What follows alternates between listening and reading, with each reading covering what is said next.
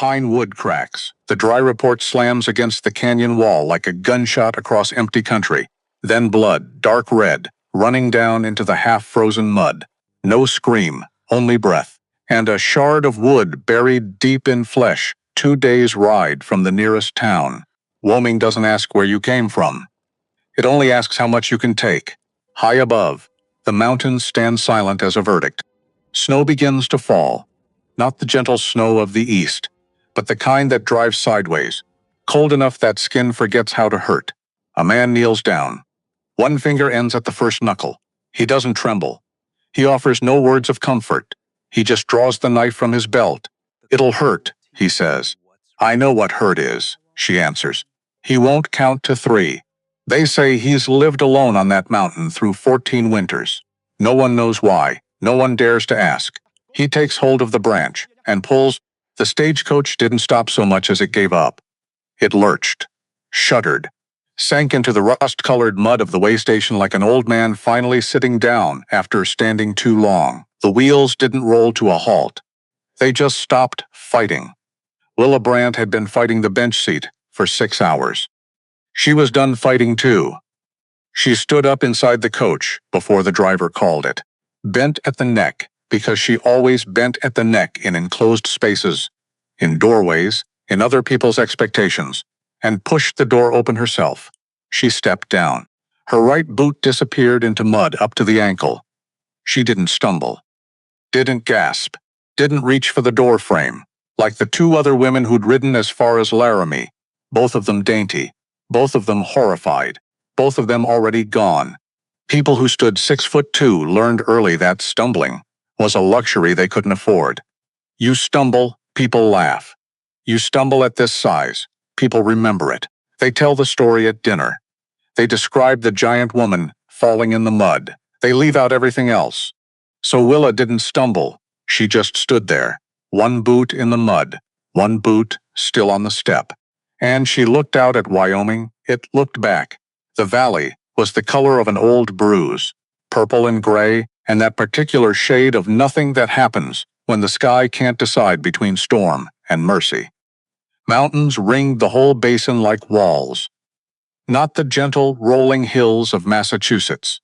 Not the kind of landscape that had any interest in making you feel welcome. These mountains were a verdict.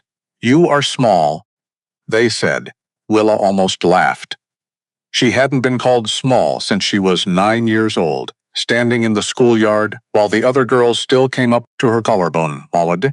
She pulled her boot out of the mud. It made a sound like an argument ending badly.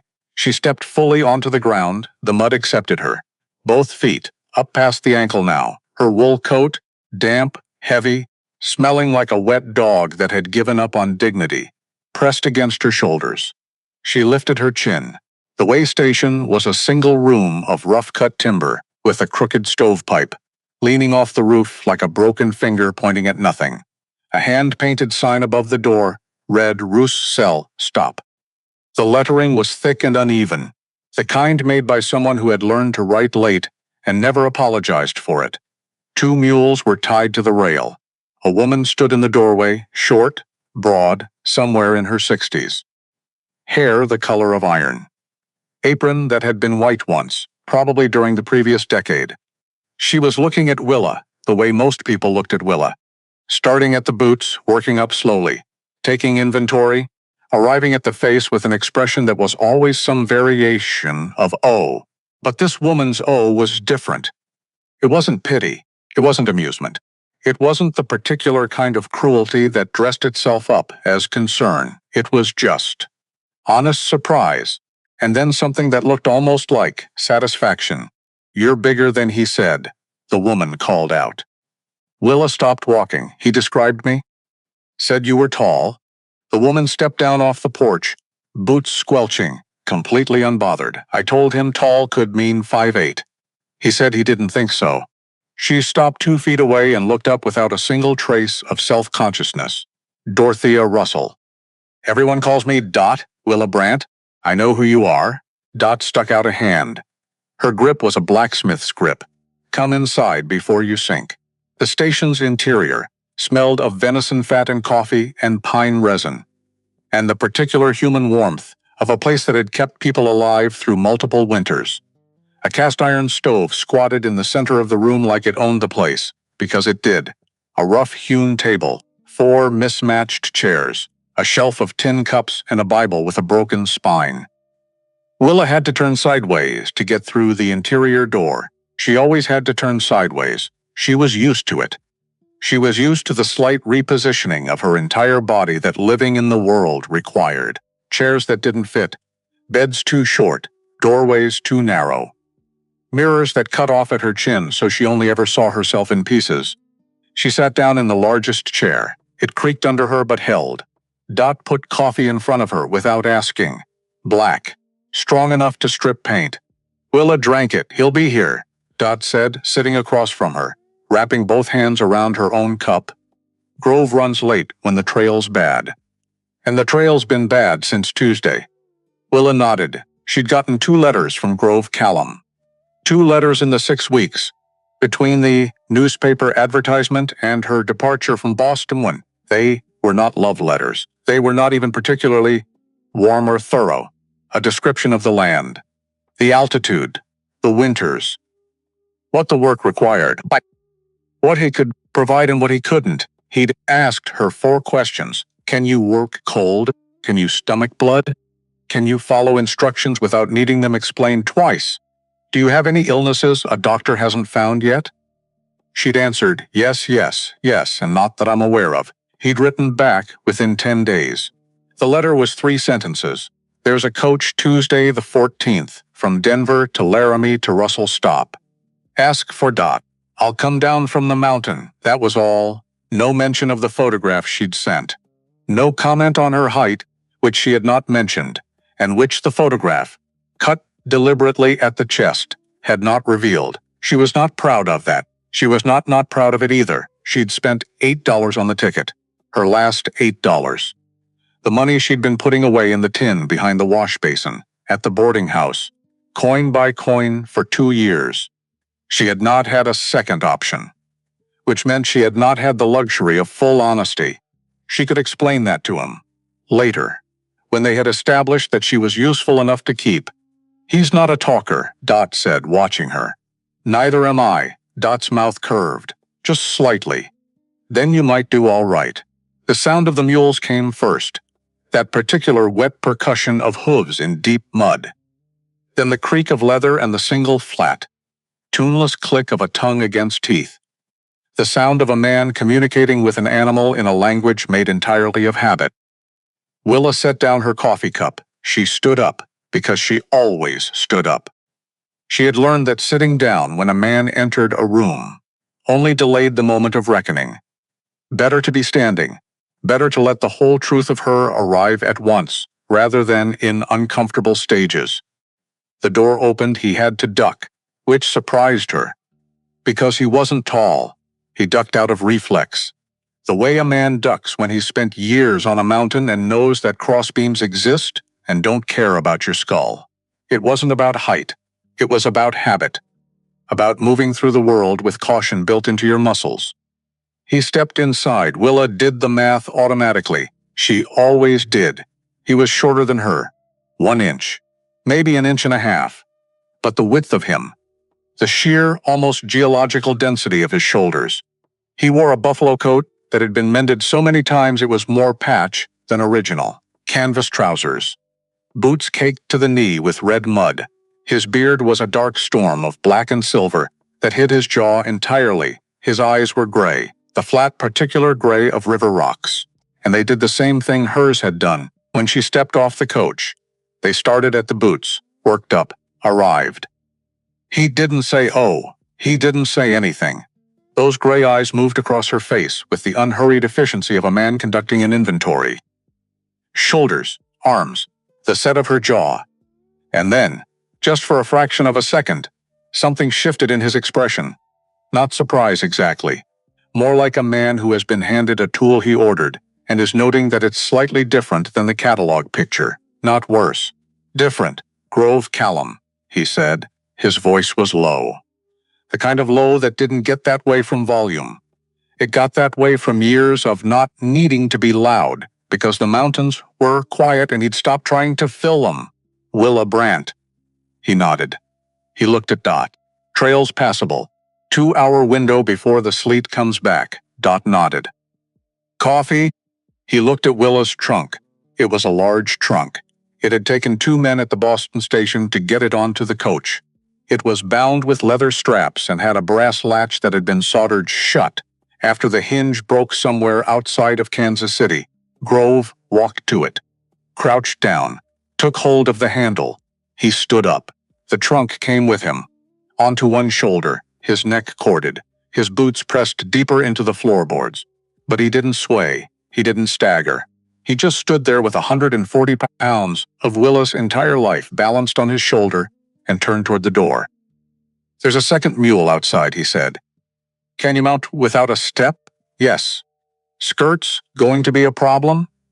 Willa thought about her wool skirt, her petticoat, her sensible cotton bloomers. She thought about what climbing a mountain in a blizzard was going to do to all of those things. She thought about pride and practicality, and which one she could afford. I'll manage. He was already out the door. Dot pressed Willa's hand quickly, firmly, before she followed. Not a handshake. More like a person handing you something and hoping you hold on to it. He's a good man, Dot said quietly. He just doesn't know how to say it. Hasn't needed to say it in a long time. Willa nodded. She picked up her small carry bag and walked out into the cold. The second mule was mean, not aggressively mean, not the theatrical, ear-pinned meanness of a horse with a grudge. This was the quiet, resigned meanness of an animal who had been asked too much for too long and had decided that cooperation was a thing it offered in extremely limited quantities. It looked at Willa. She looked at it. This animal, she thought, has my exact energy. Grove had lashed her trunk to the pack frame with hemp rope, his bare hands moving with the fast automatic efficiency of someone who had done this 10,000 times. He didn't look at his fingers. His fingers just knew. She noticed the left hand, the index finger. It ended at the first knuckle. Not recently. The skin over the stump was old and smooth and entirely unbothered. He caught her looking. He didn't explain. She didn't ask. He grabbed the pack mule's lead and handed her the reins of the riding mule. Rock there. He pointed to a large flat-topped stone near the rail. Step up. Swing over. Don't side saddle. Willa hiked up her skirts, stepped onto the rock, and threw her leg over. The saddle was cold through her petticoats. The mule exhaled heavily, an expression of profound reluctance. She adjusted, settled, got her boots into the stirrups, which were too short by 3 inches but would have to do. Grove clicked his tongue. The mules began to move. He walked ahead, leading the pack animal on foot. He didn't offer her a hand, didn't look back to check if she was managing. He just started up the trail and expected her to follow, which she did, because what else was there to do? The trail disappeared almost immediately. What Grove called a trail was more accurately a suggestion. A series of places where the earth had been disturbed in a roughly upward direction, interspersed with rocks and pine roots and patches of ice, so thin they looked like nothing until your mule's hoof went through them, with a sound like breaking crockery. The trees closed in. Ancient pines, enormous, their lower branches stripped bare, their tops lost in the gray sky. The wind moved through them not as a howl but as a long, sustained hiss, low, metallic, like something enormous breathing slowly through its teeth. The sleet started in 30 minutes. Grove had said 2 hours. The mountain had other ideas, tiny needles of ice, not falling, driving, horizontally, into Willa's face, her hands, the exposed strip of neck between her collar and her hairline. She'd tucked her chin down as far as it would go. She kept her eyes on the narrow space between the ears of the mule. Her thighs burned. The mule was a barrel, a swaying, lurching, independently minded barrel, and keeping her seat required muscles she had not used since she'd helped her father move grain sacks at the mill when she was 16. She didn't complain. There was no one to complain to. Grove was 20 feet ahead, his broad back to her, moving with the mechanical steadiness of a man who had stopped arguing with weather a long time ago. The cold got serious around the second hour, not cold like Boston winters, not cold like something you could name and measure and compare to last year, cold like a physical fact. Like the mountain had decided on a temperature, and the concept of warmth was simply not part of the agreement. Her wool coat had been wet through for 40 minutes. Her fingers had stopped objecting and started going quiet, which was worse. She thought about Boston, about the boarding house on Tremont Street, about Galvin's Tuesday dinners, and the 7 other women who ate at that table, all of them smaller than Willa, all of them navigating the world through different sets of problems. She thought about the mill where she'd worked for 3 years, bending over the looms, the ceiling barely high enough to straighten. She thought about Ezra Farnsworth and his cold, evaluating eyes in the paper her parents had been so relieved to sign. She thought about the night she'd taken $8 from the tin behind the wash basin. She hadn't felt guilty. Not exactly. Guilt required you to believe that what you were leaving was rightfully yours to stay for. She'd felt only the particular, cold clarity of a woman who had looked in up the oceans and chosen the one that pointed in the least known direction. Wyoming had seemed like a direction. This mountain, this mule, this man with the missing fingertip. It still seemed like a direction. She just hadn't known the direction included this. Hold up, Grove said it without turning. Flat. Not loud, Willa's mule stopped. So did hers, because mules made those decisions together. She looked up, saw it, a lodgepole pine, massive, uprooted from the left side of the trail, and come down across it like a gate closing. Its root ball was a wall of torn earth and shattered rock 8 feet high. To the left, the root wall. To the right, the trail edge dropped off into a gray nothing, a canyon of fog and distance that made Willa's stomach turn if she looked directly at it. No way around, no way over. Grove tied both mules to a snag and walked to the trunk of the fallen tree. He planted his boots, he studied it. Trails too narrow to turn them, he said. Not to her, just out loud, thinking in the direction of the problem. We go back? Willa asked. No. He looked back at her. Those flat gray eyes. Need to move it. Shifted enough to push the mules under the root ball. There's a gap on the left side. She looked at the root ball. She looked at the tree. A pine that old, that big, probably weighed more than the coach she'd arrived on. That'll take both of us, she said. Yes, she was off the mule before he finished the syllable. Because she didn't come to Wyoming to sit on a horse and watch a man solve problems. She came to be useful. That was the whole transaction. That was everything she had to offer. Usefulness, capacity, the ability to do things that needed doing. She waded into the mud beside the trunk. Grove pointed to a thick lateral branch, still attached, jutting out at hip height. Grab that. When I say pull, lean back. All your weight. Don't lift. Just fall backward and make it count. All right, he positioned himself at the main trunk, set his shoulder against it. His boots found purchase in the mud and rock. She watched him settle his weight. Watched the way his legs became part of the mountain. How his body stopped being human and started being structural.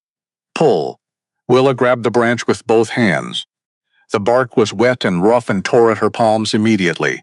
She planted her boots. She didn't pull. She fell. She threw her weight backward and let gravity and 200 years of bone and muscle and determination do the work.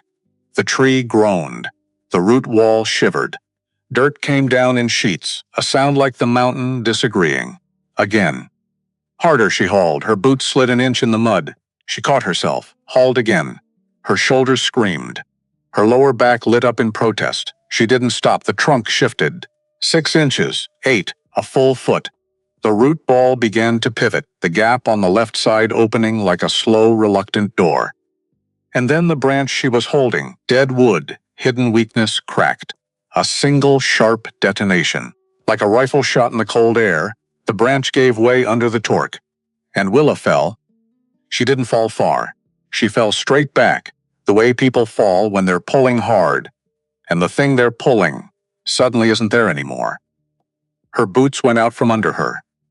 The sky replaced the tree. She hit the mud and wet rock with the full length of her body. The breath left her. All of it, in one flat, brutal expulsion. She lay there for a half-second in the particular stunned silence of a body that has just asked for an immediate meeting with the ground. And then she heard it. Not pain. Not yet. A sound. A tearing. Wet and sharp and deeply. Fundamentally wrong. She looked down the broken end of the branch, still in her hands, still attached to the section that had whipped around when the tree shifted, had come with her when she fell. The jagged, split end was not in her hands anymore. It was in her thigh. The right thigh. Driven through her wool skirt and petticoat and into the meat of her outer leg like something that had always been looking for exactly that place. It didn't bleed immediately. It just sat there. A thick section of pine, the diameter of a broomstick, embedded in her leg. The brain does an interesting thing in that moment. It looks at the information. It processes the information. And then it very calmly says, "That should not be there." Grove was there. She hadn't seen him move. He was just there. On his knees in the mud beside her, his hands already moving. Not panicking.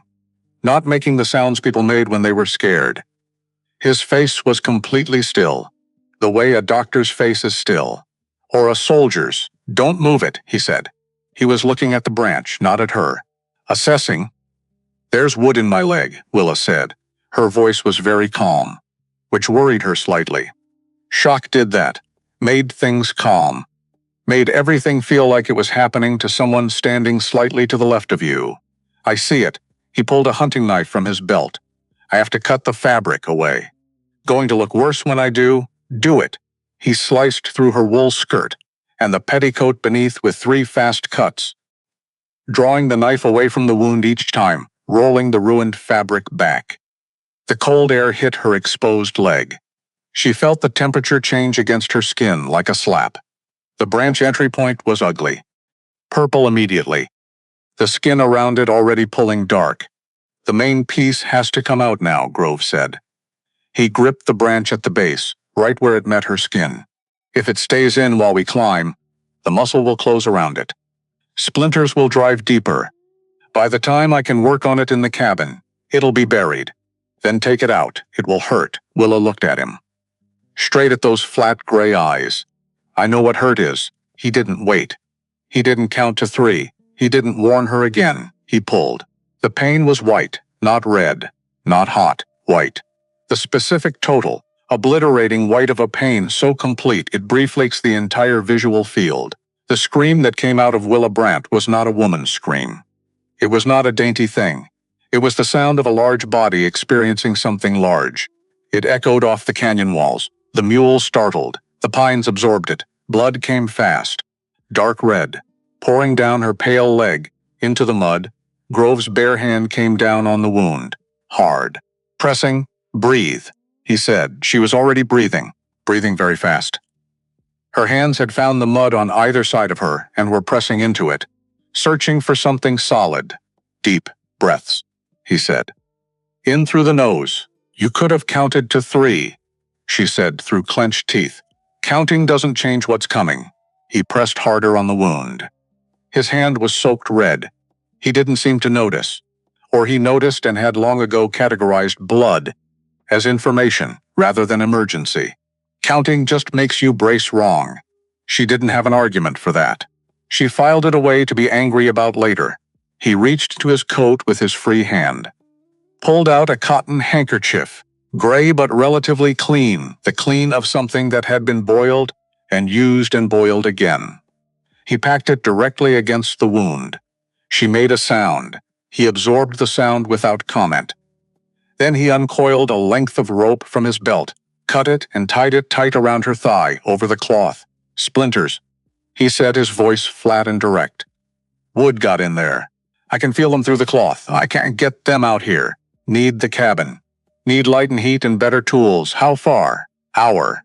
Maybe less if you can stay on the mule." She looked at her leg, the rope tourniquet. The soaked handkerchief already darkening. She looked at the tree. The gap they'd made was just wide enough. "Help me up," she said. He didn't say, "Are you sure?" He didn't say we could wait. He put his hands under her arms and lifted, and she pushed with her good leg, and she was upright, the world tilted. She grabbed his shoulder. He didn't move. He was like grabbing a fence post. A fence post that smelled of wood smoke and wet leather, and something metallic that she would identify later as old blood. Other instances, other wounds, other days when this man had bled without making a production of it. He walked her to thence on her waist and lifted her onto the saddle without asking permission and without any visible effort, which under other circumstances might have been interesting, and was now just practical. She gripped the saddle horn. He clicked his tongue. The mules moved.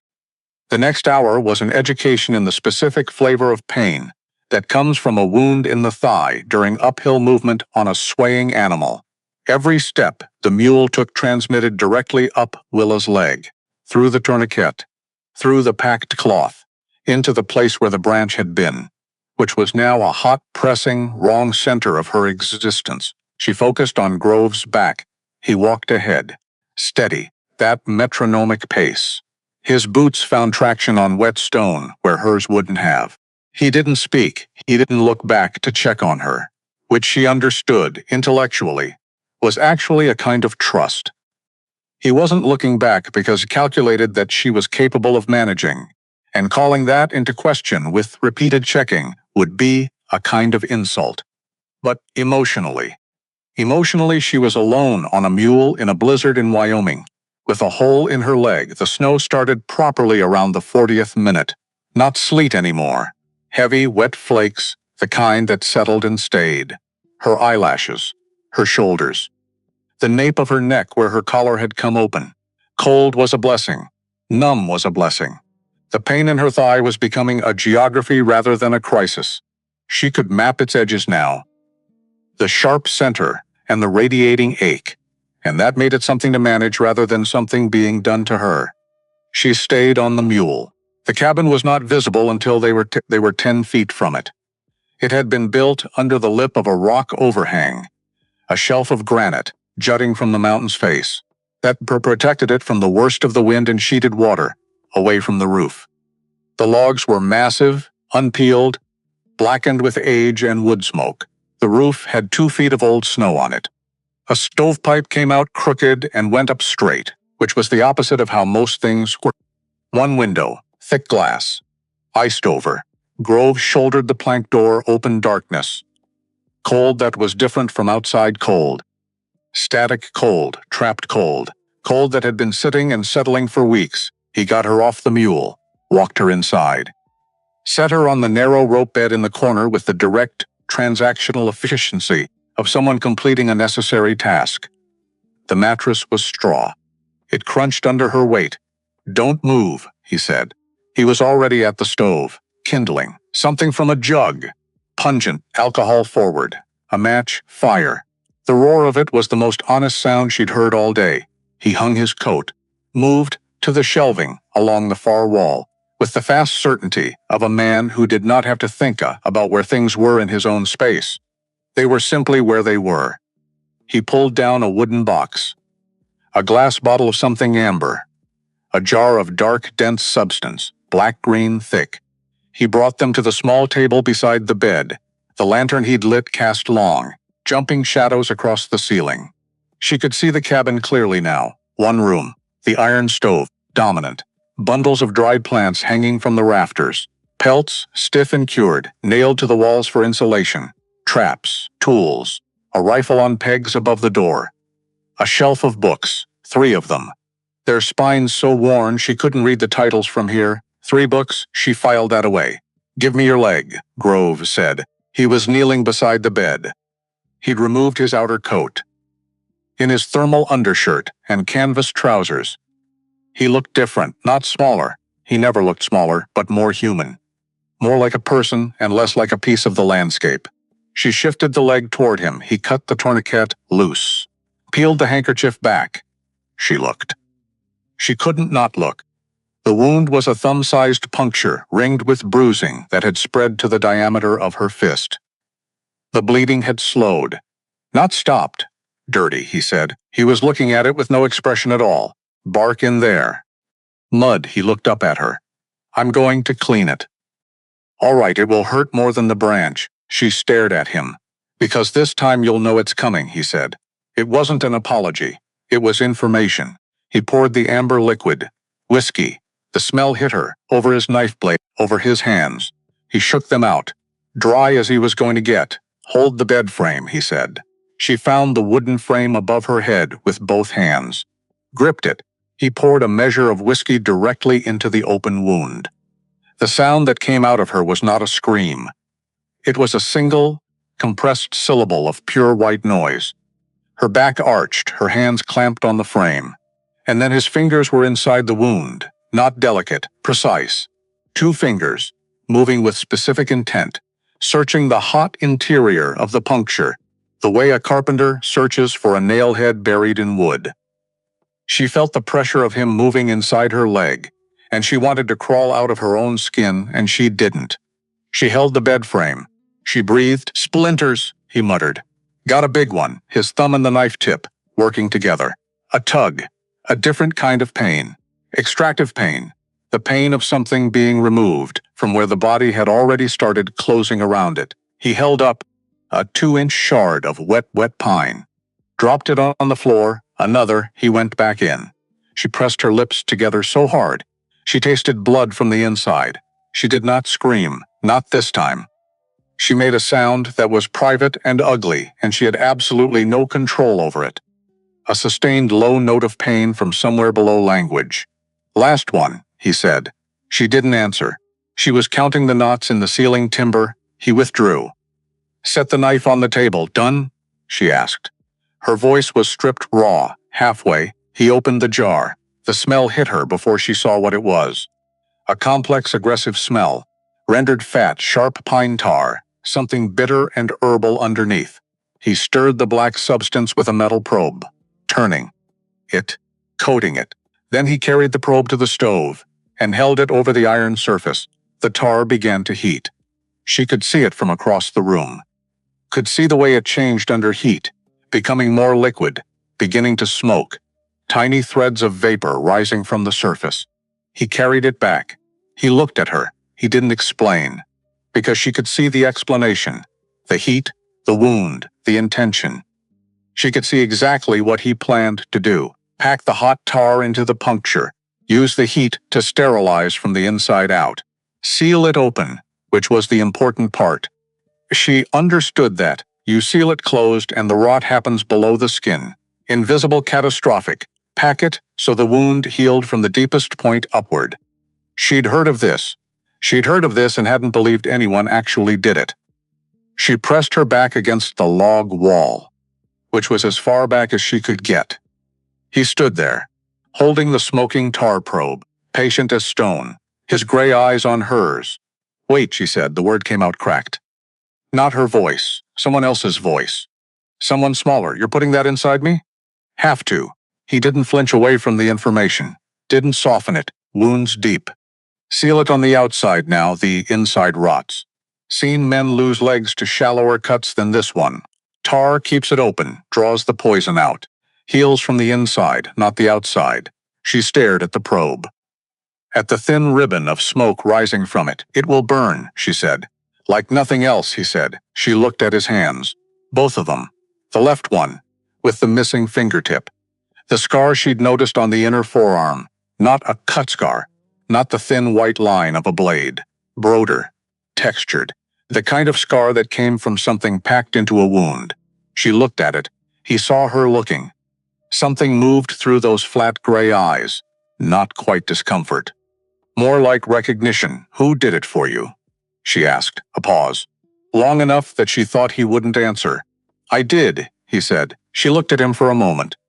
At this man who had driven a hot tar probe into his own arm at some point in the past. Who had done that alone. On this mountain. And then apparently gotten up and continued being alive.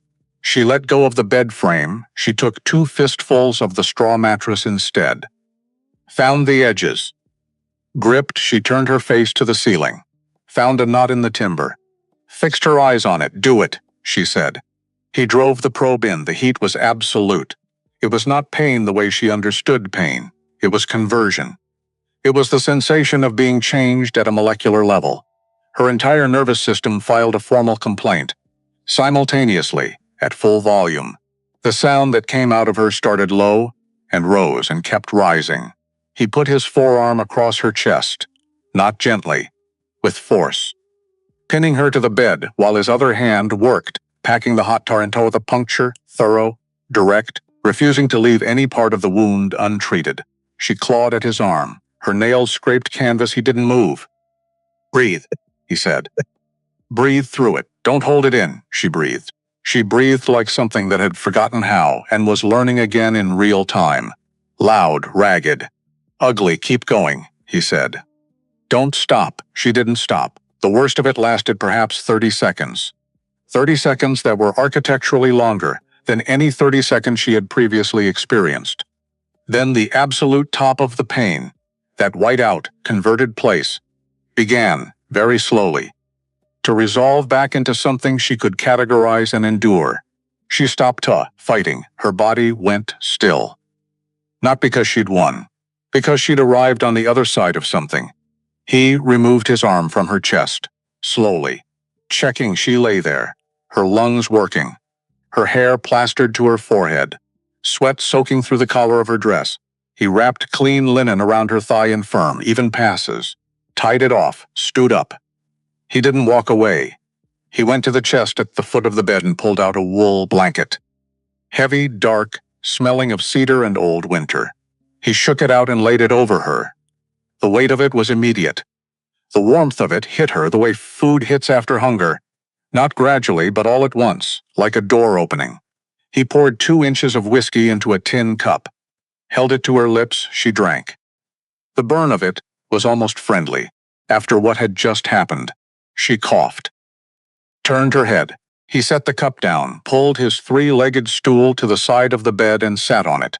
His knees were close to the bed, his elbows on them, his hands, still blood-stained.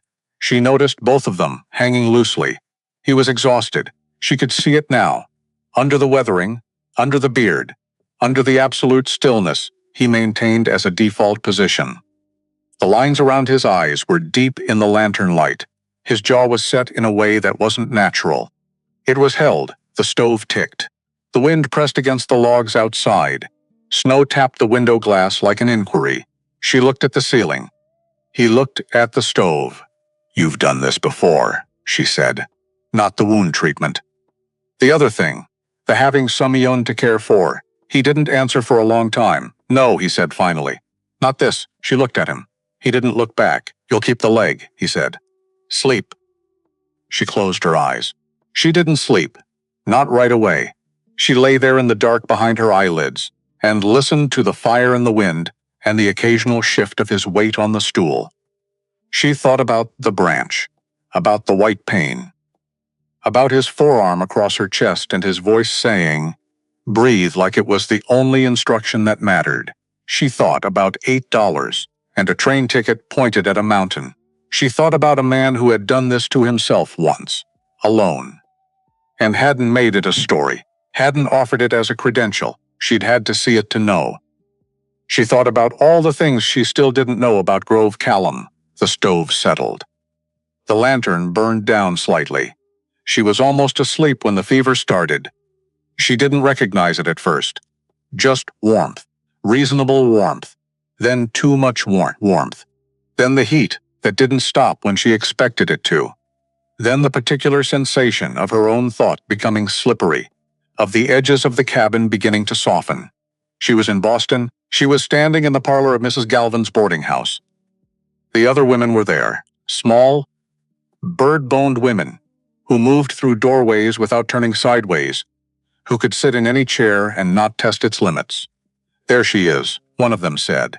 Willa knew this voice. The voice of a woman named Patrice, who had worked at the glove factory and taken every opportunity to remind Willa that big women made men nervous. "Farnsworth will fix that," someone else said. "Farnsworth." Willa said the name out loud. In the cabin. In the dark, the sound of the stool shifting. She was back in the cabin. Partially. The fever in the cabin, overlapping the way dreams and rooms do in the half-awake state. Farnsworth, she heard herself say it again. A name she hadn't said aloud to anyone since she'd packed her trunk and walked out of Boston. She heard Grove shift. He didn't ask, he got up. She heard water, the tin bucket, the sound of a ladle. A damp cloth came to her forehead, not soft, efficient, pressing the heat back. Who is he? It wasn't a question, more like a file being opened. Kept open. She didn't answer. He didn't push. He wiped her face, her neck, her hands. Each pass of the cloth was the same, firm, thorough, impersonal. The specific impersonality of someone who has decided that a task matters, and the feelings around it can wait. Sleep, he said again. The cloth stayed on her forehead. She went under, somewhere far away. Or, maybe right there in the dark of the cabin, she couldn't tell anymore. She heard him sit back down on the stool. Just sitting there. A man who hadn't wanted company for 14 years. Sitting there. Keeping watch. She didn't know what day it was when the fever broke. She'd stopped counting somewhere around day 2. When the ceiling had started moving, and the knots in the timber had begun to look like faces she recognized from Boston. Grove had kept counting. She could tell by the way he looked at her each morning.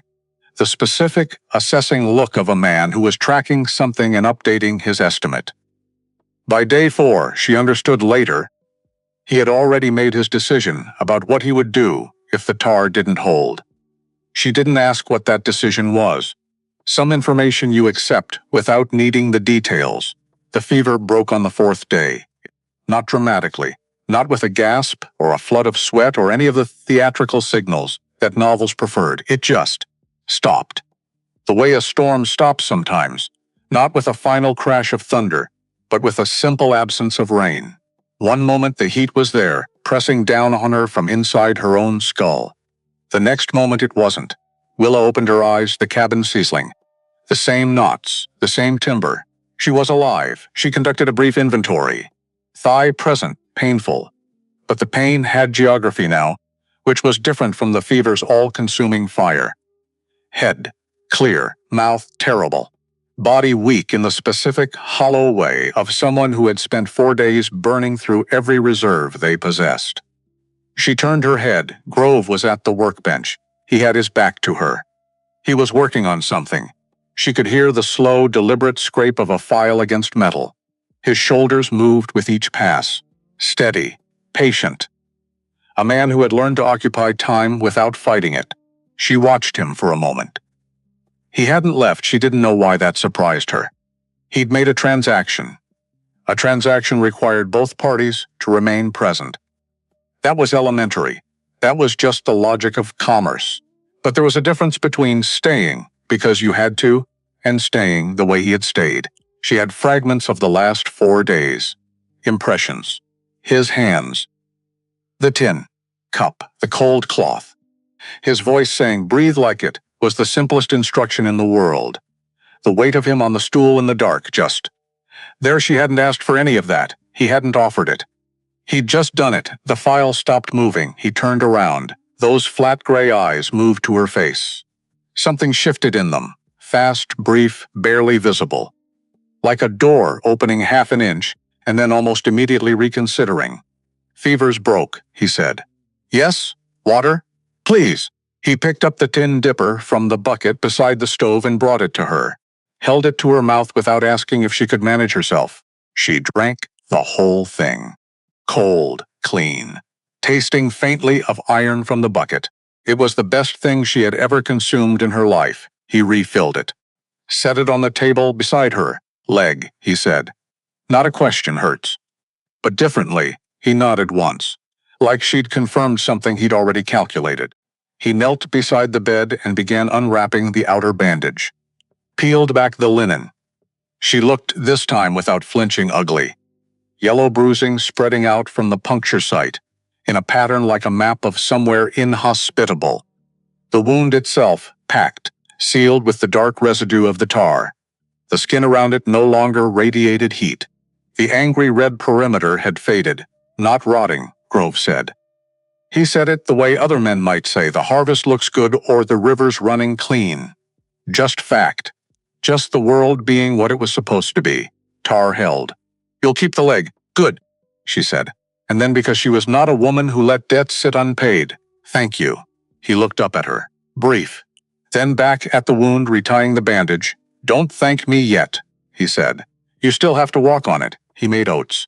Gray, thick, utilitarian oats, with a handful of dried apple slices, reconstituted in hot water, and a pour of canned milk from a tin that had been sitting on the shelf for what looked like the better part of a season. He put the bowl in her hands without ceremony. She ate every bite. He ate standing at the stove, his bowl in one hand, not looking at her, not looking at her, just occupied, doing the thing in front of him. She watched his profile. He was not a handsome man in the way that word got used in the novels the women at the boarding house had passed around. No clean jaw, no romantic profile. His nose had been broken at least once, and hadn't been set particularly well. The beard hid everything else. His hands, wrapped around the bowl, were scarred and calloused, and the knuckles on the right hand had thickened from impact. Not all of it with wood, she suspected, but there was something in his face when he wasn't performing the act of being looked at. Something that was just. There, she didn't have a word for it. She filed it away and moved on. You slept, she said. Some. Where? He tilted his head toward the floor beside the stove. The canvas tarp folded against the wall. The single thin blanket beside it. She'd had the bed. All 4 days. He'd slept on the floor beside the stove in a canvas bedroll and hadn't mentioned it. That's ridiculous, she said. Floor's fine. You're 46 years old. He looked at her. A slight pause. You read my letter carefully. I read everything carefully. It's how I've stayed out of trouble. She paused. Mostly. He set his bowl down. He was quiet for a moment. Then, how's the leg really? It hurts. I told you the truth. Pain I can work with. Infection I can't. Then you'll be happy to know I feel less like I'm on fire and more like someone hit me repeatedly with a fence post. She adjusted against the mattress. Progress. Something moved in his expression. Fast. Gone. Was that almost a smile? No. Probably not. Probably just the light. The days organized themselves around necessity. Which was, Willa was discovering, the only way days organized themselves on a mountain in winter. Grove went out each morning before full light. Trap lines. Wood. The mules. He moved through the snow with the efficiency of a man who had long ago stopped experiencing weather as something that happened to him and started experiencing it as simply the conditions under which the work occurred. She couldn't go out. Not yet. The leg required elevation, required rest, required the very thing that Willa Brandt had the least tolerance for. Stillness. She took over everything she could reach from the bed or the stool. The mending pile. Enormous. A monument to deferred maintenance. Canvas that had torn and been roughly knotted. Wool socks with holes at the heel. A pair of trousers that had been patched over a patch, over another patch until the original fabric existed only as memory. She worked through it methodically, with thread and a needle she found in the wooden kit on the shelf. The root vegetables in the crate by the door. She sorted them from the stool, cutting away rot, setting the good flesh aside in the cast-iron pot with water and salt. The books on the shelf, 3 of them, she'd been right that the spines were too worn to read from a distance. She read them up close. A surveying manual from 1871, so marked up in pencil that the margins were fuller than the text. A collection of natural history observations, and, unexpected, tucked behind the other 2 as though it was slightly embarrassed to be there, a volume of poetry, Robert Browning. The pages of the poetry book were not marked up, they were just worn, read, multiple times. She held it for a moment. She put it back exactly where she'd found it. Grove came back at midday. Boots off at the door, coat on the peg. He moved to the stove without looking at her, checking the pot she'd started. He stopped. You sorted the turnips, he said. They were going soft on the left side. He looked at the pot, at the organized crate, at the mending folded on the table. He didn't say anything. He got a cup of coffee and sat at the table and picked up the mending and looked at it. Even stitches, he said. I worked in a textile mill for 3 years. She watched him. Is that a compliment? It's an observation in your vocabulary. Is there a difference? He set the mended sock down, looked at her. Directly. The gray eyes doing that inventory thing again, but different this time. Not the assessing look from the way station. Something slightly more complicated. No, he said finally. Not much of one, she nodded. He drank his coffee. And somehow that was the most honest exchange she'd had in years. She learned things about him during those weeks. Not in the way people learned things about each other, through conversation, through observation, through the accumulation of small facts that built up the way sediment built up, slowly, invisibly, until one day you noticed the landscape had changed. She learned that Grove talked to the mules, not extensively, not with the full conversational investment some lonely people gave their animals. Just occasional observations, short, delivered in the same flat voice he used for everything. Weather's turning. Go easy on the left side. You're in a mood today, aren't you? The mules never answered. He never seemed to expect them to. She learned that he read. Not the surveying manual. That was reference, not reading. The Browning. She saw him with it twice. The first time he'd closed it immediately when he heard her move and replaced it on the shelf, with casual, unconvincing speed. The second time she'd pretended to be asleep, and he'd sat at the table for 40 minutes, in the lantern light with the book open, and his coffee going cold beside him. She didn't mention it. She filed it away next to the mules. She learned that he could hear things she couldn't. Some shift in the wind outside that meant nothing to her ears and sent him to the door to check the mule shelter. A sound in the snow load on the roof that made him get the shovel and go out before she'd registered anything at all. He listened to the mountain the way she'd learned to listen to the mill machines. For the deviation, the off note, the signal in the noise. He learned things about her too. She could see him incorporating information. The way she held a knife. The way she sorted without being asked to. The fact that she didn't like to be watched while she worked, but also didn't like silence that felt like absence. She needed to hear him moving somewhere in the cabin, some evidence of occupation, and when he'd been at the trap lines for too long and the cabin had gone too quiet, something in her chest tightened until she heard his boots on the step. She did not examine that too closely. The wedding happened on the 6th day, because the snow had been heavy for 3 days and showed no sign of reconsidering. And Grove looked at the window, and then at the calendar on the wall, a single page, hand-dated, tracking something she didn't yet understand, and said, "Storm's going to run another 2 days. Might as well get it done. Might as well get it done." She had imagined once, a long time ago and briefly, what a wedding might look like. Not for herself specifically. Just, in the abstract, the flowers, the particular ceremony of being handed from one set of hands to another. She'd let go of that image at roughly the age of 14. Around the time it became clear that she was going to keep growing, and the world was going to keep being the size it was, but still might as well get it done. She got off the bed, grabbed her crutch, a Y-shaped birch branch Grove had cut and smoothed while she slept, placed without comment beside the bed 2 mornings ago. She stood up, the leg throbbed. She breathed through it. She managed her hair, which had not been properly tended in 6 days, and expressed strong opinions about that, and pinned it as flat as it would go with the 3 pins she'd found in her coat pocket. She was wearing Grove's old suspended trousers, rolled at the cuff, a dead trapper's flannel shirt, wide in the chest, which was, she had noted, the only shirt in the cabin that didn't look actively wrong on her proportions. Her wool skirt was a ruin from the branch. She hobbled to the table.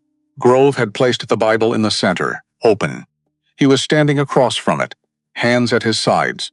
He'd brushed his beard, or at least, she thought he might have attempted something in that direction. His canvas shirt was cleaner than usual. Not clean, just less. He looked up when she got there. He looked at her for a moment.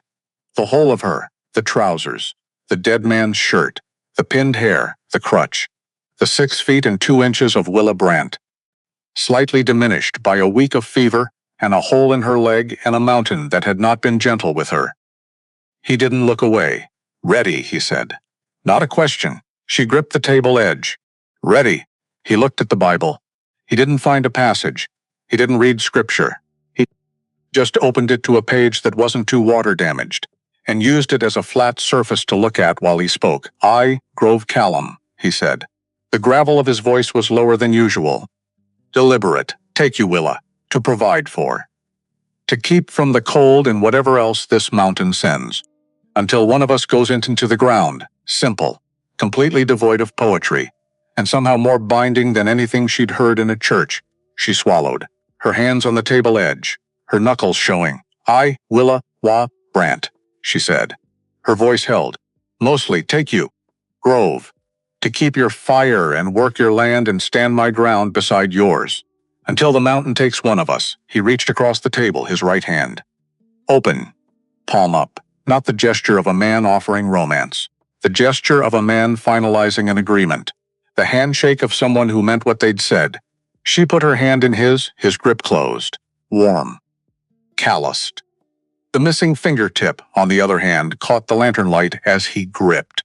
His thumb pressed briefly against her knuckle. Once, like a period at the end of a sentence, they stood there. The wind pushed against the logs. The fire ticked. Snow pressed against the window glass. "Done," he said. "Done," she said. He let her hand go slowly and picked up the Bible and wrapped it in oiled canvas and walked back to the trunk. She stood at the table, her hand still warm where his had been. She was a married woman. She looked at the man filing the rusted trap in the corner, absorbed entirely in the work. She looked at the fire. She thought, "This is the strangest thing that has ever happened to me. And then, I think I made the right choice, and then, I have absolutely no basis for that conclusion." And then she hobbled back to the stool and picked up the mending. Because the alternative was standing in the middle of a cabin, feeling things with no useful outlet for them. Which was not, as a general policy, how she preferred to spend her time. The night of the wedding was the coldest night yet. She knew this not from a thermometer, there wasn't one, but from the sound the cabin made. The logs contracting, sharp cracks like rifle shots, moving through the walls as the temperature dropped. The stovepipe vibrating. The window glass, frosting so thickly that the ice was white, rather than clear by 9 o'clock. She was fully clothed under 3 blankets. Still shivering, she turned her head. Grove was on the floor, his canvas bedroll and the thin blanket and the buffalo hide he'd laid out near the door, giving her the space nearest the stove, which she'd understood as practical and had not examined too closely for other meanings. She could see his outline in the near dark. She could hear him. The clicking of teeth. Not continuous. He was trying to control it. The jaw clenching. The brief involuntary percussion of a body losing the battle against cold that it was too proud to admit. She listened for a moment. She calculated. "Julian," she said. The clicking stopped instantly. The outline went completely still. "Grove," she corrected herself. She hadn't known why she'd said the wrong name. His middle name was in the letter, buried in the practical information, one of the many things she'd filed away. "I can hear you." A long pause. "Floor's drafty," he said. "Flat. Unconvincing. The floor is frozen solid, and you are 2 degrees from losing feeling in your extremities. I've been colder, I don't doubt it. Get up anyway." Silence. Long silence. The kind where a man is having an argument with himself and losing. "Bed's not built for 2, he said. "I am aware. I've been lying in it for a week." She pulled herself to the wall side. The movement sent a flare through her thigh. She absorbed it. "There is room if we do not move unnecessarily, and I would greatly prefer not to begin my marriage as a widow due to avoidable hypothermia." Another silence, then the sound of him moving, standing, gathering his blankets. She heard his boots on the floor. He'd kept them on, and then the rope frame creaked and sagged, and the whole structure tilted dramatically to the right as 200 and some pounds of Grove Callum arranged itself on the outside edge of the narrow bed. The mattress compressed, the ropes strained. Gravity, as promised, conspired immediately, The sag in the center pulled them both toward the middle, and she found his arm pressed against hers and his hip against her hip, within approximately 4 seconds of him lying down. They both stared at the ceiling, the temperature between them. The specific, shared temperature of two people, close enough to exchange heat, began almost immediately to equalize. The shivering in her shoulders started to ease. From beside her, almost imperceptibly, the tension in his frame was doing something similar. "All right," he said. "To the ceiling." "Yes," she said. "Also to the ceiling. Leg, fine. Don't touch it. Wasn't planning to." "Good." Silence. The fire ticked. The wind pressed. Snow on the roof made a sound like sand shifting. She was very aware of him. Not in a way she knew how to categorize. Just his presence. The mass of him beside her. The fact that he smelled of wood smoke and leather and cold air. And now close enough to notice something else. Something like pine pitch and coffee and thyme. He was real.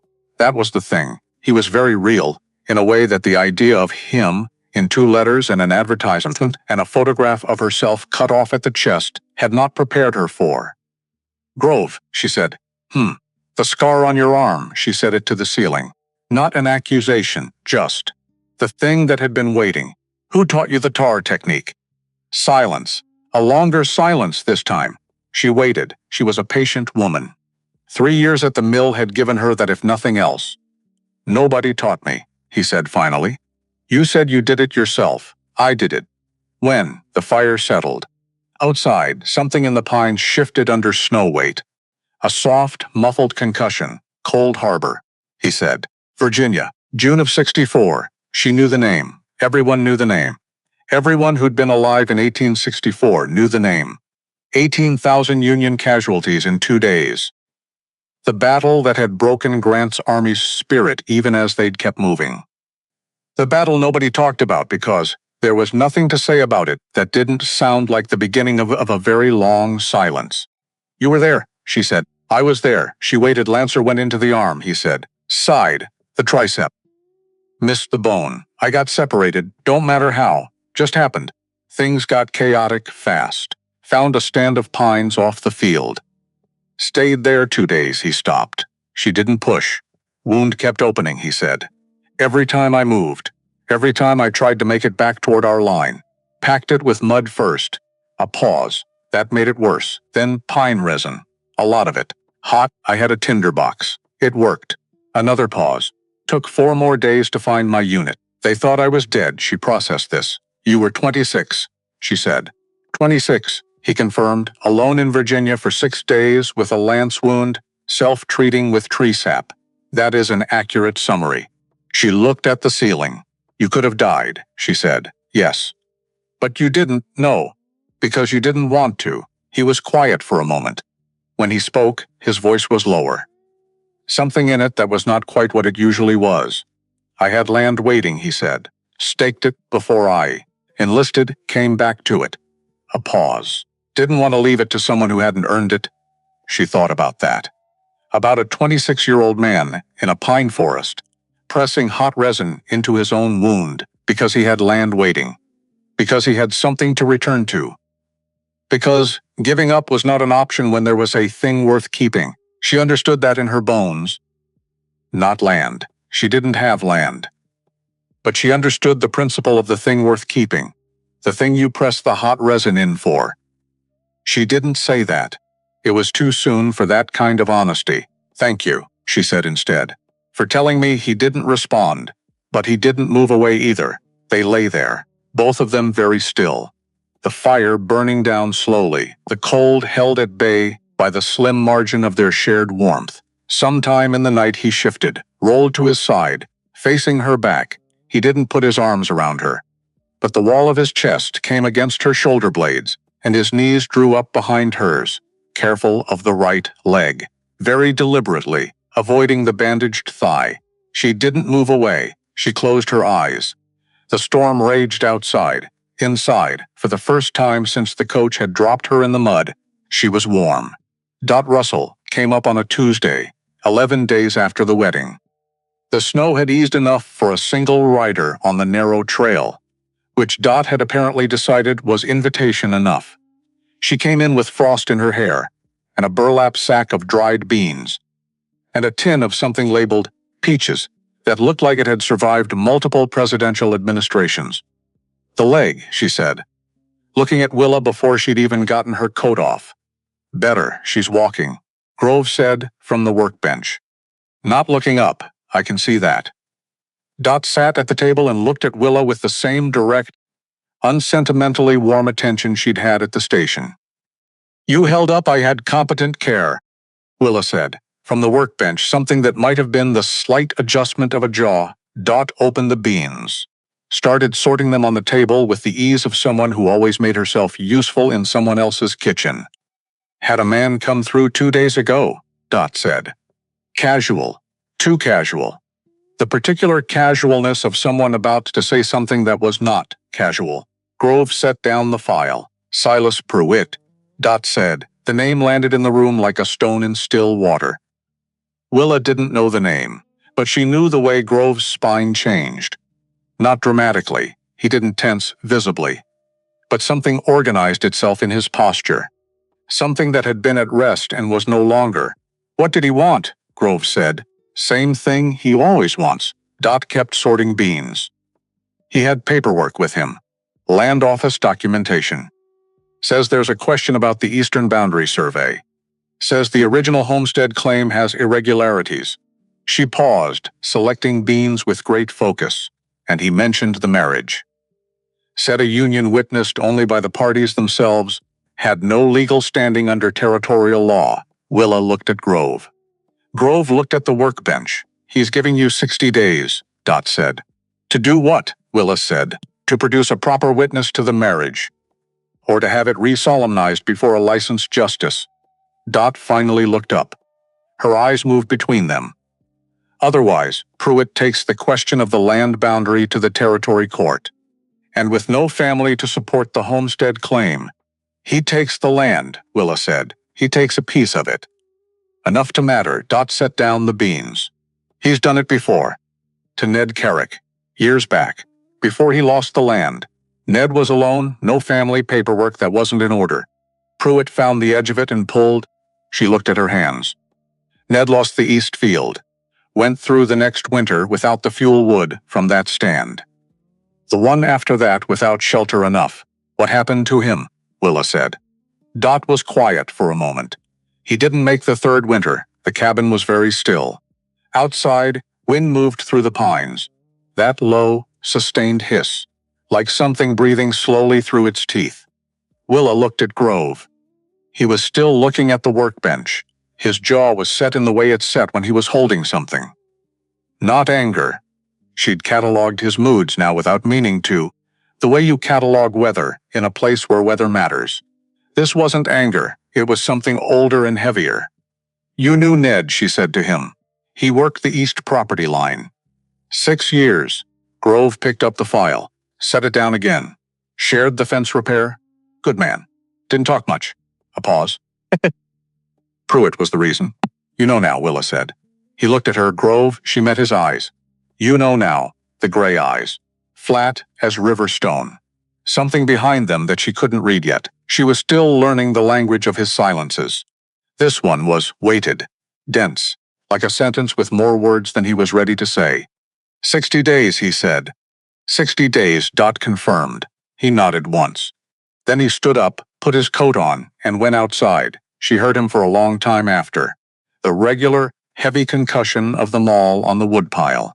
Steady. Metronomic. The sound of a man doing the only useful thing available to him, while he sorted through what he could not change and what he could. Dot watched Willa watching the door. "He doesn't ask for help," Dot said quietly. "I know. Never has I know."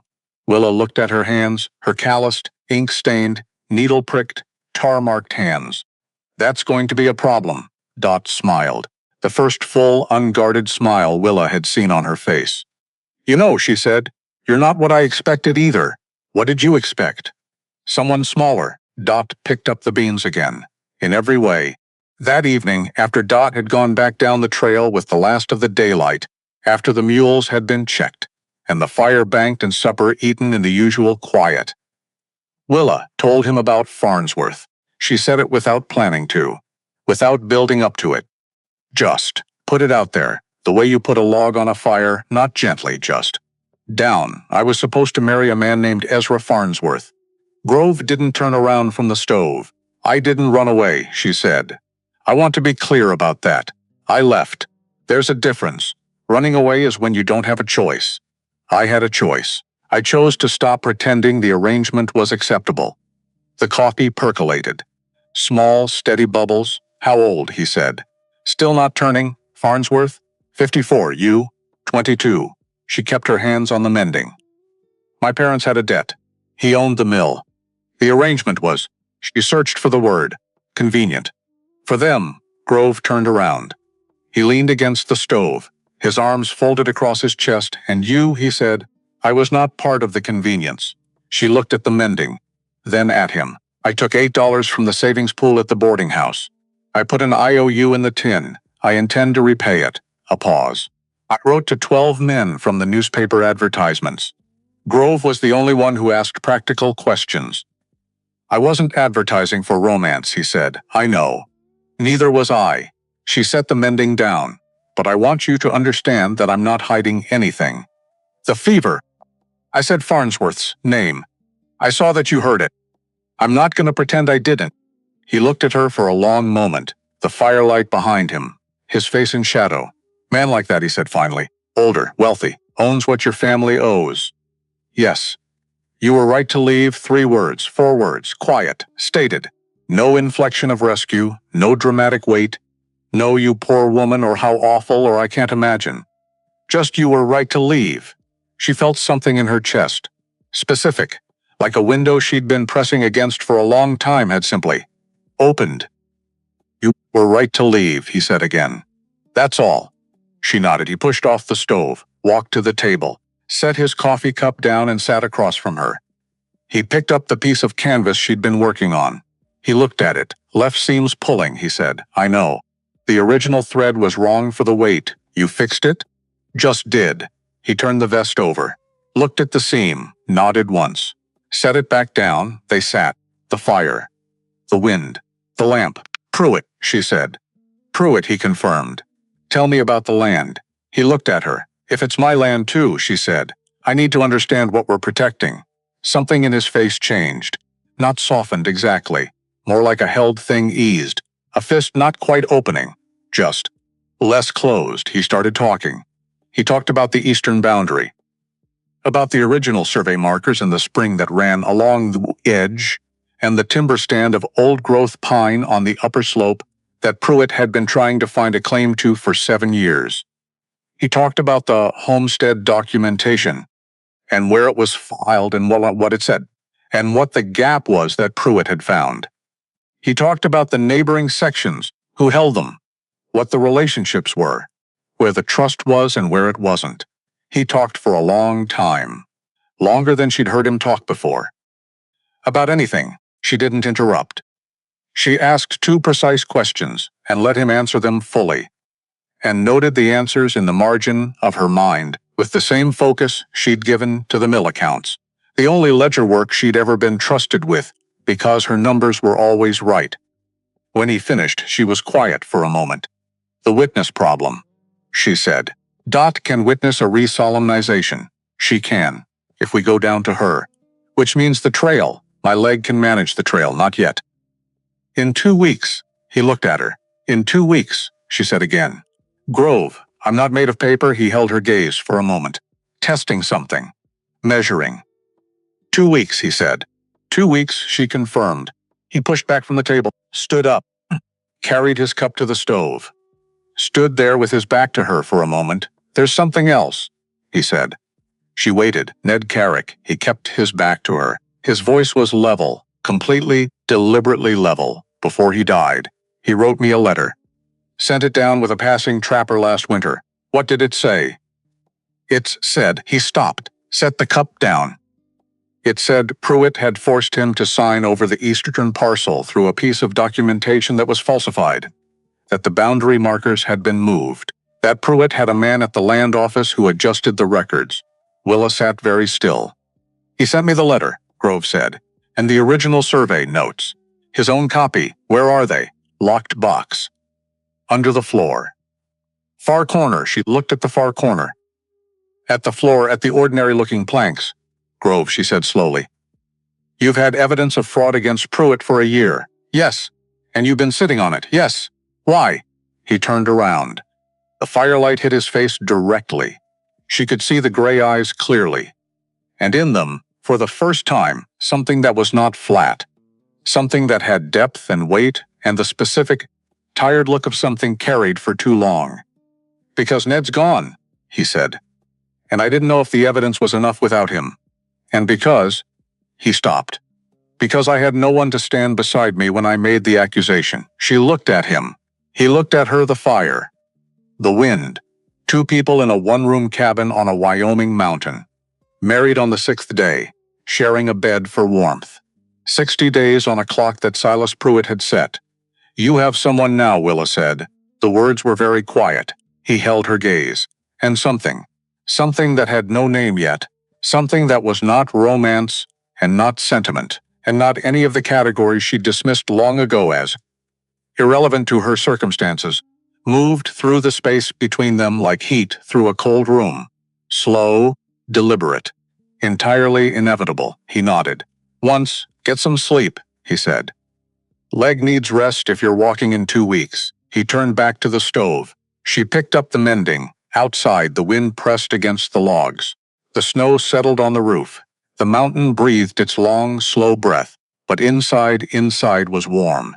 After Dot had gone back down the trail, Grove pulled up the loose floor plank in the far corner. She had known it was there. He'd told her. But seeing it was different. The box underneath was iron. Small. Locked with a mechanism that had rusted slightly at the edges from years of cold and damp. He opened it with a key from his pocket. He set the contents on the table. 2 items. A folded letter. The paper soft with handling, the kind of soft that comes from being read and reread over a long time. And beneath it, a set of survey notes. Hand-drawn. Precise. The careful work of a man who understood that precision was the only protection he had. Ned Carrick's handwriting. She could tell without being told. The letters of a man who had learned to write as an adult. Deliberate. Slightly large. Each one placed with intention. She picked up the survey notes first. She read them slowly. Then the letter. When she finished, she set both down on the table. She pressed her palms flat on the surface. She looked at the marks Ned had made.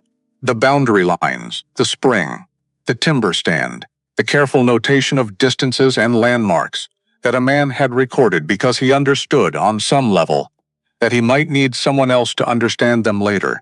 He had been right, he just hadn't lived long enough to know it. The survey ordinance he's using, she said. She kept her voice level. The 1871 reference. Is there a copy of the surveying manual on your shelf? Top shelf. Behind the natural history, she found it. She brought it to the table. She sat down and opened it and began to read. Grove watched her for a moment. Then he picked up the file and went back to the trap. The lantern burned between them. Outside, the snow had started again. The quiet, purposeful snow of a mountain that had not finished with winter yet. But inside, the stove held. The fire held. She read for 2 hours. She found what she was looking for on page 41. She didn't say anything immediately. She marked the page with a strip of leather cut from a scrap on the shelf. She closed the manual. She looked at Ned's survey notes again. At his boundary lines.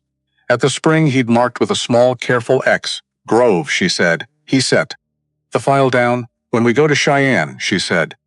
I know what to say. He looked at her across the room. The flat gray eyes. Something in them that was not quite relief. More like the specific expression of a man who has been carrying something alone for a long time and has just been told he doesn't have to carry it the same way anymore. He nodded once. 2 weeks, he said. Then we go down. 2 weeks, she said. She closed the manual. She put Ned's letter back in the iron box. Carefully. The way you handle something that belongs to a person who is no longer there to handle it themselves. Grove locked the box. Put it back under the floor. Replaced the plank. They didn't speak again that evening. But the silence was different from the silences before. It had direction now. Spring came to the mountain the way truth comes to people who have been avoiding it, all at once, unavoidable, and somehow still a surprise. One morning, the snow on the south-facing slope was 4 feet deep and permanent, and had been permanent since October, and would apparently always be permanent forever. The next morning it was running, thin silver threads at first, then rivulets, then a genuine, muscular conversation of meltwater cutting new channels down the rock face, undermining the snowpack, pulling the whole white weight of winter off the mountain, like a cloth being drawn from a table. The air changed. That was the first thing. It lost its knife edge. Still cold. Still cold enough that Willa's breath misted when she stepped onto the porch in the early morning. But the cold had changed character. It was no longer a threat. It was just a temperature. She stood on the porch every morning now, because she could. She'd been standing on the porch every morning for 11 days, since the day the leg had finally decided to accept weight without, filing a formal protest with every step. The wound had closed 3 weeks earlier. Closed from the inside out, exactly the way Grove had said it would when he packed it with pine tar and held her down while she screamed. She still walked with a limp. She was going to walk with a limp for the rest of her life. The muscle had knitted wrong. Or rather, it had knitted correctly, but with a permanent alteration in the architecture. Her right leg was slightly shorter in its movement than her left. Not in length, in range, in what it would agree to do at speed. She had spent approximately 4 hours being upset about this. Then she had decided that a woman who had been offered a life where the worst outcome was a limp did not have the luxury of sustained self-pity about the limp. So she walked every morning the length of the cabin, the porch, the yard where the woodpile lived. Back. She added distance each day. She didn't ask Grove if she was pushing too fast. He watched her the first 2 mornings and said nothing. And she took his silence as the assessment of a practical man who would speak if there were a problem. There was no problem, the leg held. On the morning of day 43, she was ready. She knew it the way she knew when a wound had crossed from healing into healed. Not a dramatic moment, just a morning when she stood on the porch and put her full weight on the right leg, and the leg simply held. No negotiation. No protest filed with management. Just held. She went back inside. Grove was at the table with the iron box open in front of him. He had Ned's letter in one hand and the surveying manual in the other. He was cross-referencing. Checking her work from 2 weeks ago, she understood. Without saying that was what he was doing, she put on the canvas duster. He looked up. Ready, she said. He closed the manual. He folded Ned's letter back into the envelope. He put both in his coat. He stood up. Trail's passable, he said. 2 days to Cheyenne if we push, then we push, she said. He looked at her for a moment. At the coat, at her leg. At her face he nodded. They went down. The way station appeared below them around midday. The Russell stop sign crooked as ever, the stovepipe leaning, the smell of Dot's coffee, reaching them while they were still 20 yards out. Dot was on the porch when they came into the yard. She looked at them both. At the way they moved together. At Willa's walking staff and her limp and the set of her shoulders.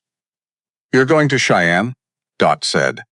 "We're going to Cheyenne," Willa said. Dot nodded. She went inside. She came back out with a package wrapped in brown paper and twine. She held it out to Willa. Willa looked at it. She looked at Dot. "Grove asked me to hold it for him," Dot said. "About 2 months ago. Before you arrived, Willa took it. The paper was stiff. The package was heavy. The twine was a double knot. The practical double knot of someone who intended whatever was inside to be protected. She pulled the twine loose, tore back the paper. Inside was a coat, not a lady's riding coat, not a fashionable traveling coat, not the kind of garment designed to make a woman look presentable and modest and suitably feminine in polite company. Cathagasset dark olive green, heavy as iron, lined with dense unbleached sheepskin.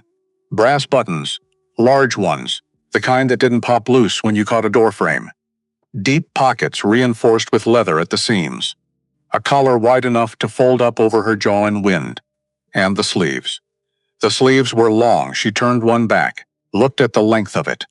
Long enough for arms like hers. Long enough for a woman with a 6'2" reach, who had spent her whole life wearing coats that ended at the forearm because the pattern had been made for someone else. She stood in the yard of Russell Stop and looked at this coat. She had not cried through the pine branch, had not cried through the pine tar, had not cried through 4 days of fever, an improvised wedding, a legal threat, or a winter with 30 below zero, and 2 bodies in a bed built for one. She was not going to cry now. She was absolutely, categorically not going to cry over a coat. She looked at Grove.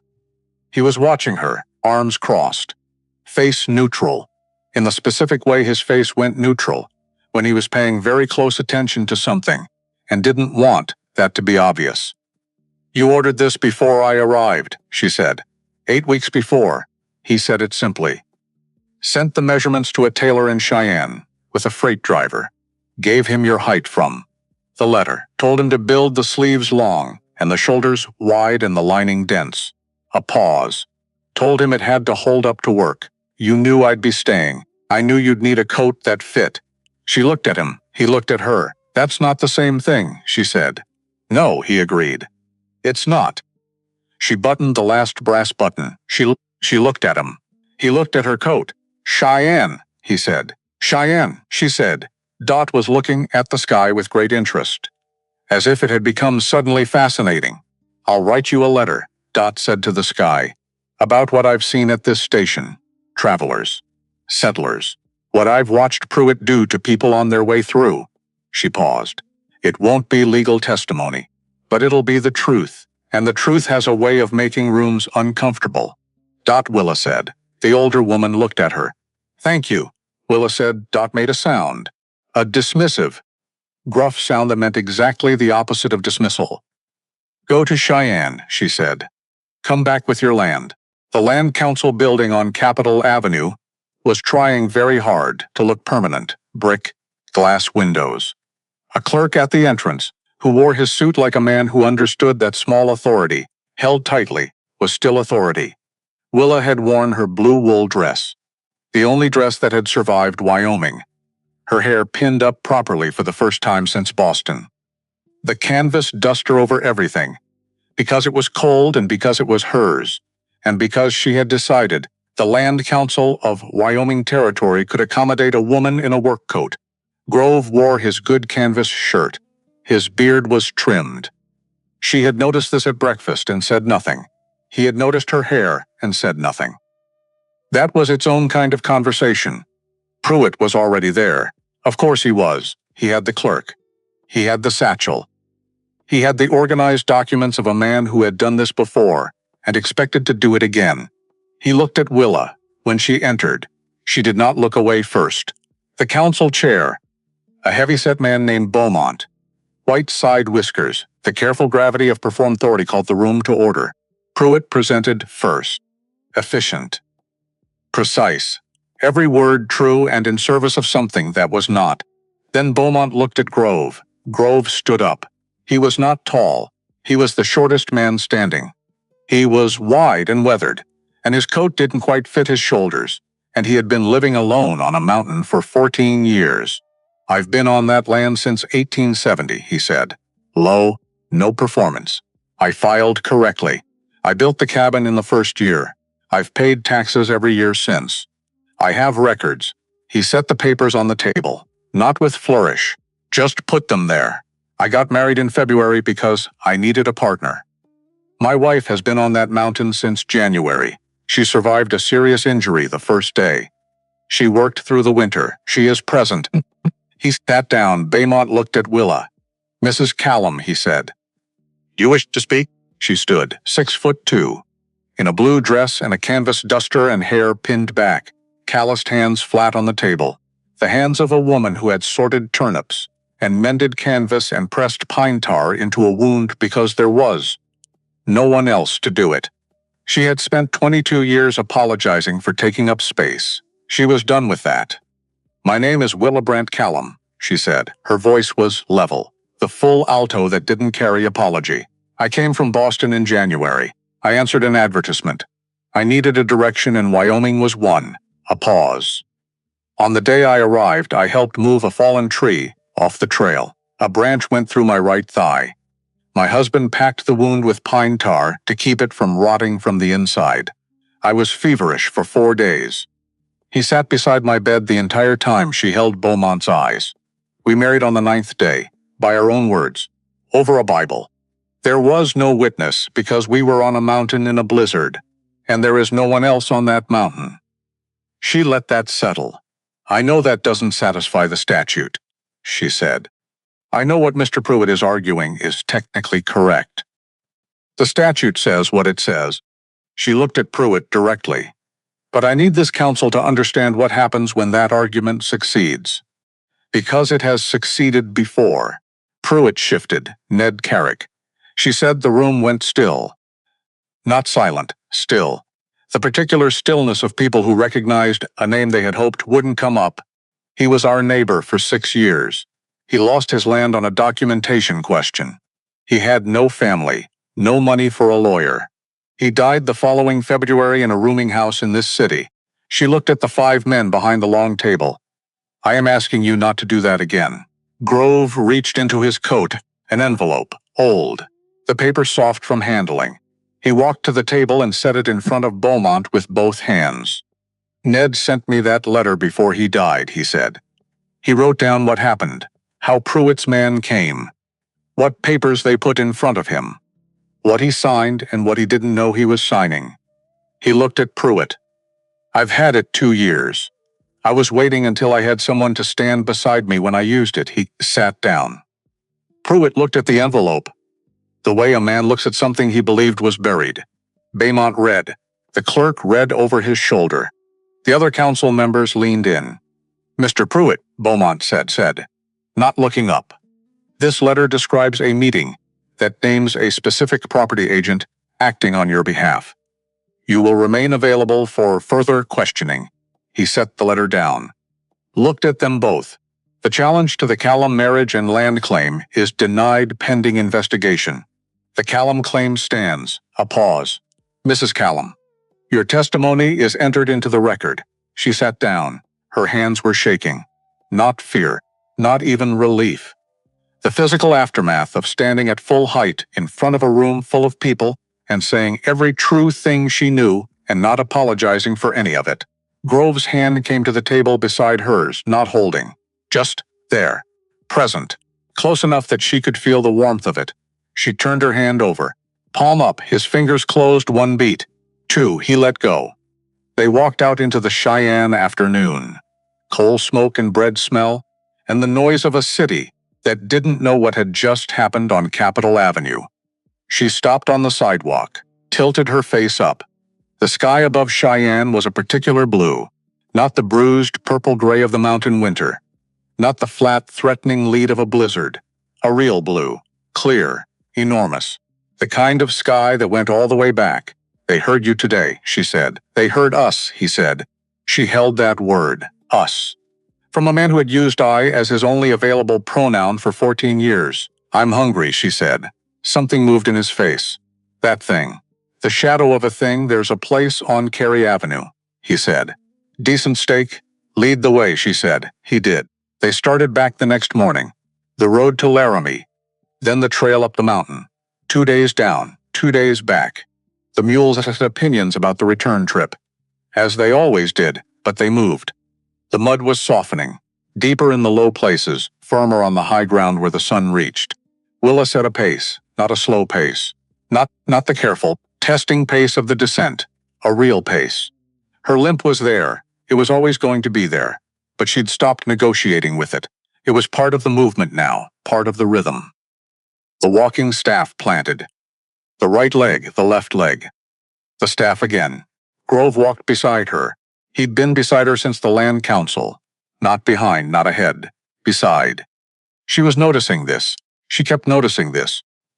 And she kept choosing not to say anything about it because some things were better noticed than named. They camped the first night on a flat shelf of granite above the Laramie Valley. The sky went purple, and then black, and then enormous with stars. The specific, crushing, glorious density of stars that you could only see when there was no city light for 40 miles in any direction. Grove made a fire. She made coffee. They sat on opposite sides of the fire and drank it. She thought about Boston, about the boarding house table, about Patrice's sharp comments and Ruth's arm press in the hallway. She thought about $8 in a tin. She thought about the specific moment when she'd pulled that tin from behind the wash basin. Not afraid, not confident, just decided.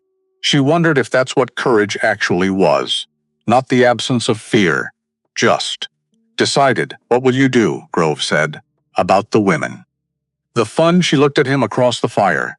He was doing it again, reading the direction of her thoughts from the set of her face. She was becoming, she realized, legible to him, in a way she had not been legible to anyone she could remember. She wasn't sure how she felt about that. She was sure she didn't want it to stop. I'll write them, she said, in the spring. When we have something from the Pelts, she paused. I want to tell them I'm all right, and that if any of them need a direction, she stopped. What? He said. Wyoming is a direction, she said. Something moved through his face. Not the shadow smile. Bigger than that. A warmth that settled somewhere behind his eyes and stayed. There's a trap line that needs a second person, he said. Is that a job offer? It's an observation. She looked at the fire. The eastern boundary, she said. The Carrick Tract, it reverts to the territory now. Pruitt's claim on it collapses with the investigation. He picked up a stick, turned it in his hands. The firelight moved across his face. A person could file on it.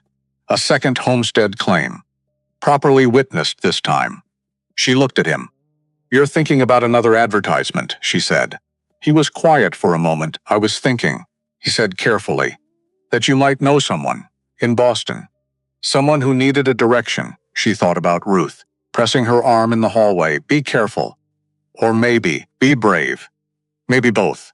I might, she said. The fire crackled. The stars did what stars do. Remain. She looked at him across the fire. This man she had known for 62 days. This man who had pulled a branch out of her leg without counting to 3. Who had sat on a 3-legged stool for 4 nights while she burned. Who had said the word us in a city street like it was a thing he'd been saving up to say. Grove, she said. He looked up. The coat, she said. He waited.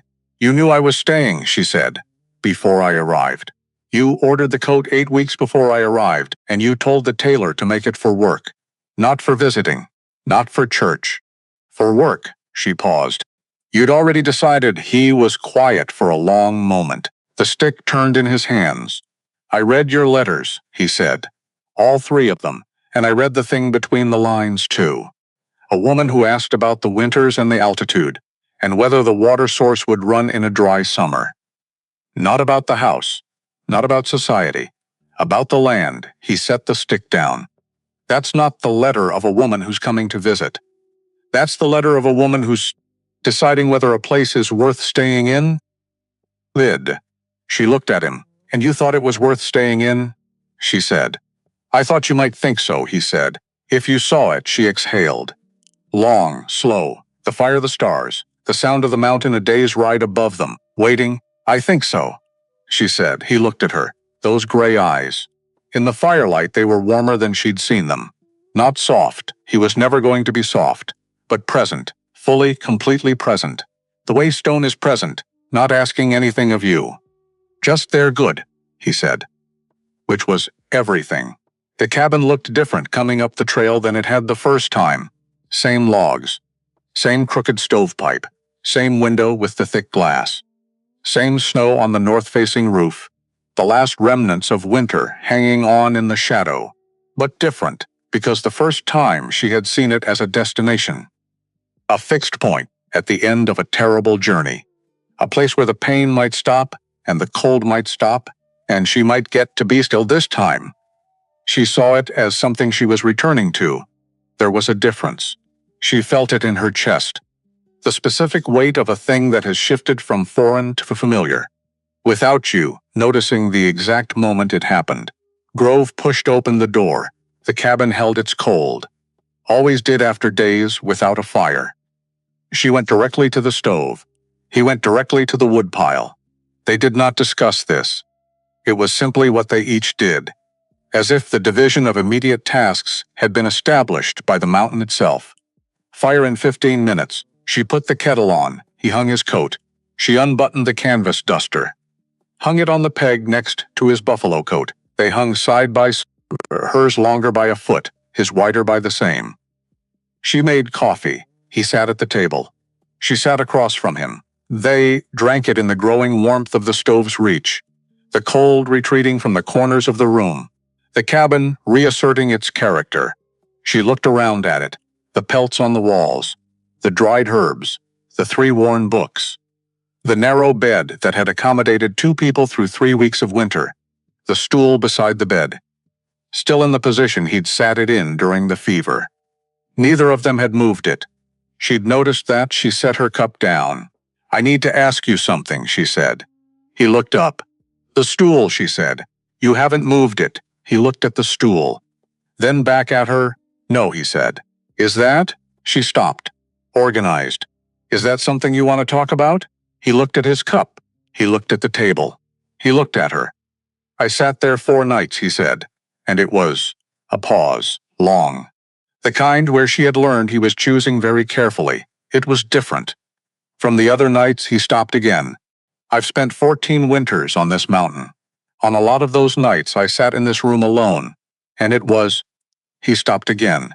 "It was sufficient. I told myself it was sufficient." She waited. "The nights I sat on that stool," he said, "it wasn't sufficient anymore." By itself, he looked at the stool.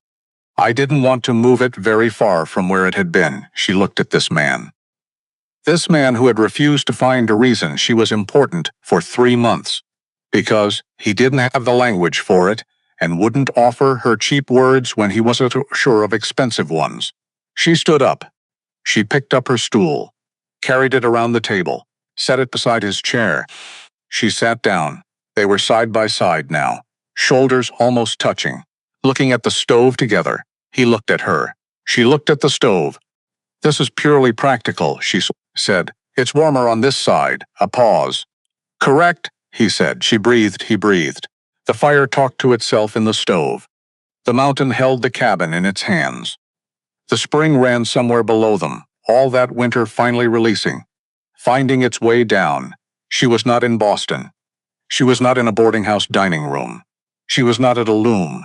She was not standing in front of a man named Farnsworth being looked at and found too large. She was in a cabin on a mountain in Wyoming, sitting beside a man who had ordered her a coat before she arrived, who had sat beside her bed for 4 nights, who had pulled a branch from her leg without counting to 3, because counting doesn't change what's coming, and she'd had enough in her life of people pretending otherwise. His shoulder touched hers. She didn't move away. He didn't move away. Outside, the meltwater was running again, the whole mountain letting go. All that held an accumulated weight of winter, moving at last, downhill. Finding the creek, finding the valley, finding wherever water goes when winter is finally finished with it. She thought about the 7 women at Mrs. Galvin's table. She was going to write those letters. All of them. Ruth first. She was going to describe the mountain, the altitude, and the winters, and the water source that ran even in a dry summer. She was going to describe the cabin next door, the Carrick tract, the land that needed someone to file on it. She was going to describe Wyoming exactly as it was. Cold, brutal, enormous, requiring everything you had, and then some things you didn't know you had until it needed them. She was going to describe it as worth it, because it was. Because she was sitting in a one-room cabin on the side of a mountain in the first week of spring, shoulder to shoulder with the most undemonstrative man she had ever met, who had nonetheless demonstrated more than anyone she could name. And that was the whole truth of it. The transaction was done. What was left didn't have a word, but it was there. The scar on her thigh would ache when the weather changed. It already did. She'd learned to read it like a barometer. Low pressure coming. Storm 3 days out. Time to bring the mules in. She was going to carry that weather reading for the rest of her life, on this land. That was enough, chef. She picked up her caw. He picked up his. The fire in the stove had found its rhythm. The particular, settled sound of a fire that has been burning long enough to know what it's doing.